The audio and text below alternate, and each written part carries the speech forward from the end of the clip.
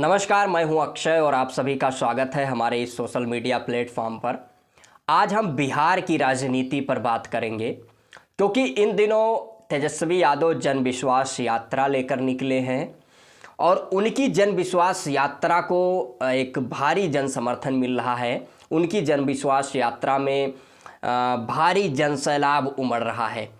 इससे यह स्पष्ट हो जाता है कि 2024 के लोकसभा चुनाव में तेजस्वी यादव सीधा एनडीए को चुनौती दे रहे हैं। वहाँ जो इंडिया अलायंस बना है और आरजेडी है, वो सीधा एनडीए को चुनौती दे रही है क्योंकि बीते दिनों जो नीतीश और तेजस्वी की सरकार चल रही थी उसको भारतीय जनता पार्टी ने गिरा दिया और नीतीश कुमार फिर से एनडीए के साथ चले गए और वहाँ पर एनडीए की सरकार बन गई।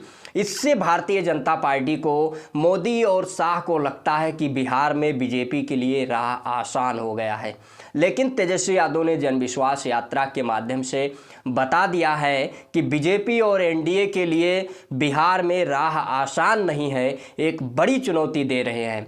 यदि 2020 के विधानसभा चुनाव पर नज़र डालते हैं तो मात्र 2 महीना पहले तेजस्वी यादव चुनावी तैयारियां शुरू किए थे और बिहार में आरजेडी एक बड़ी दल बन के उभरी। विपक्ष के तौर पर एक बड़े नेता बनकर तेजस्वी यादव उभरे और 4-5 सीटों पर खेला भी हुआ, अन्यथा वहां पर आरजेडी की सरकार भी बनती। लेकिन नीतीश कुमार और जेडीयू और बीजेपी का गठबंधन हुआ और वहां पर एनडीए की सरकार बनी। उसके बाद में नीतीश कुमार एनडीए का साथ छोड़ दिए और आरजेडी के साथ आ गए और जेडीयू और आरजेडी ने मिलकर वहां पर गठबंधन की सरकार बनाई। और जो नीतीश और तेजस्वी की सरकार चल रही थी उसको बीते दिनों भारतीय जनता पार्टी ने गिराने का काम किया। लेकिन जो तेजस्वी ने वहां पर नीतीश कुमार ने जो जाति आधारित जनगणना करवाया और ओबीसी एससी एसटी के आरक्षण को बढ़ाया गया, कहीं ना कहीं भारतीय जनता पार्टी को एक सामाजिक न्याय के मुद्दे पर जो राजनीति हो रही थी उसको लेकर बीजेपी को चिंता सता रही थी। और यही कारण था कि जो वहाँ पे सामान्य वर्ग के अधिकारी हैं, सामान्य वर्ग के नेता हैं, उन सभी लोगों ने, भारतीय जनता पार्टी ने मिलकर वहाँ की सरकार को गिराने का काम किया। लेकिन मात्र 17 महीनों की सरकार, मात्र 17 महीने में तेजस्वी यादव के नेतृत्व में नीतीश कुमार भले ही मुख्यमंत्री थे, लेकिन पूरा का पूरा क्रेडिट कहीं ना कहीं तेजस्वी यादव के विज़न और मिशन पर और उनकी विकासकारी सोच पर जाता है कि वो मात्र 17 महीने की सरकार में कई लाख नौकरियां बिहार सरकार ने दिया और जाति आधारित जनगणना करवाया, ओबीसी एससी एसटी के आरक्षण को बढ़ाकर 65% किया गया। इससे भारतीय जनता पार्टी की जो हिंदुत्व की और सांप्रदायिकरण की राजनीति है उसको एक बड़ी चुनौती मिल रही थी। और यही कारण था कि भारतीय जनता पार्टी का जो हिंदुत्व और सांप्रदायिकरण का फार्मूला है वो फेल होता हुआ दिख रहा था। इसीलिए बीजेपी ने पूर्व मुख्यमंत्री जननायक कर्पूरी ठाकुर को भारत रत्न भी देने की घोषणा की।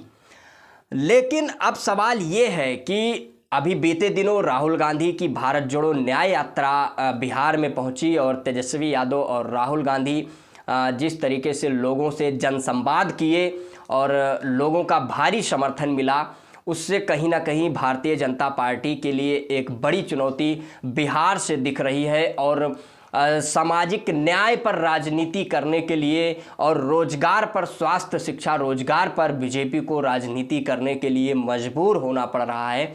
और जो हिंदुत्व की राजनीति है, सांप्रदायिकरण की राजनीति है, बिहार में इन बीजेपी के इस फार्मूले को तेजस्वी यादव ने एकदम से खारिज कर दिया है और सामाजिक न्याय पर राजनीति कर रहे हैं। और उन्होंने ये नारा भी दिया है कि माई पार्टी के अलावा आरजेडी बाप पार्टी है, B for Bahujan, A for अगड़ा और ये फॉर आधी आबादी और पी फॉर पुअर यानी गरीब। उन्होंने ये टू जेड की बात कर रहे हैं तेजस्वी यादव, वो सभी लोगों को साथ लेकर चलने की बात कर रहे हैं। तो इससे कहीं ना कहीं भारतीय जनता पार्टी के लिए एक बड़ी चुनौती है। बिहार में तेजस्वी यादव सामाजिक न्याय पर जो बात कर रहे हैं, जाति आधारित जनगणना की बात कर रहे हैं, भले ही वो A to Z की बात कर रहे हैं, लेकिन सामाजिक न्याय उनका मुख्य राजनीतिक एजेंडा है और सामाजिक न्याय को इम्प्लीमेंट करने के लिए सामाजिक न्याय आधारित वो राजनीति कर रहे हैं और एक बड़ा जन समर्थन तेजस्वी यादव को मिल रहा है। इससे कहीं ना कहीं भारतीय जनता पार्टी के लिए लगातार बिहार में मुश्किलें बढ़ रही हैं। अब देखना यह है कि 2024 के लोकसभा चुनाव में वहां पर एनडीए की कितनी सीटें आती हैं। हालांकि तेजस्वी यादव ने कहा है कि एनडीए का बिहार में खाता नहीं खुलने देंगे। 40 लोकसभा का प्रदेश है बिहार और बिहार एक क्रांतिकारी धरती रही है और बिहार से ही कहीं ना कहीं भारत सरकार बनने में, दिल्ली की सरकार बनने में एक अहम योगदान बिहार से रहता है। देखना यह है कि 2024 में बिहार की राजनीति में क्या बदलाव होता है, परिवर्तन क्या आता है। इस विषय पर आप सभी लोगों की क्या प्रतिक्रिया है, आप अपनी प्रतिक्रिया कमेंट बॉक्स के माध्यम से अवश्य दें। यदि वीडियो को यूट्यूब चैनल पर देख रहे हैं तो चैनल को सब्सक्राइब करें, वीडियो को फेसबुक पेज पर देख रहे हैं तो पेज को फॉलो करें।